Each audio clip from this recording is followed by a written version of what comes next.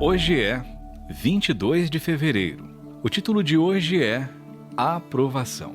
A leitura bíblica fica em Gálatas, no capítulo 1, do versículo 6 até o versículo 10. Versículo-chave, Atos, capítulo 4, versículo 19.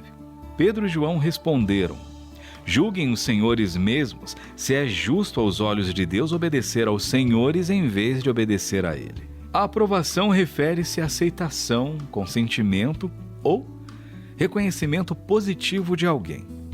O que você pensa quanto a viver com base na aceitação das pessoas? Um amigo me disse: morar na aprovação de alguém é um lugar muito perigoso. Em sua carta aos Gálatas, Paulo deseja corrigir alguns erros doutrinários e alertar quanto aos falsos mestres, estimados por grande parte da sociedade, que deturpavam seus ensinos. O apóstolo começa reforçando que seu chamado havia sido por via divina e não por vontade própria, desprezando a aprovação dos tais religiosos. Logo no primeiro capítulo, ele dá o seu recado de forma bem objetiva.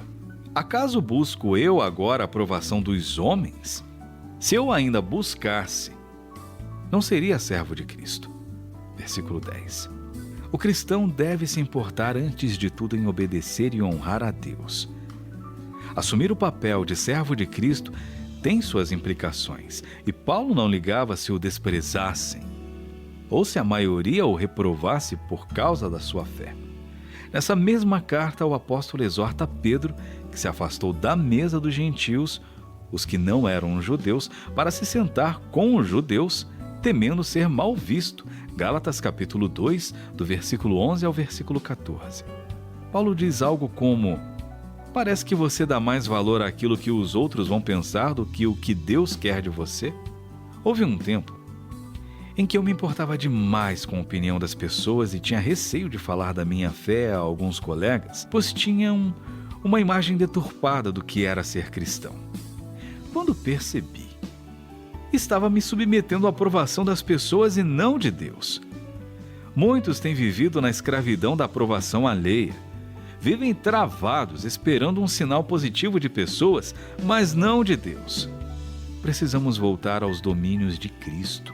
Paulo dá uma bela lição ao nos apontar para a aprovação divina, que é eterna e traz vida, e não para a terrena, que é vazia e passageira. É melhor ser aprovado por Deus do que aplaudido por homens. Você ouviu Presente Diário, um devocional para aqueles que buscam a Deus.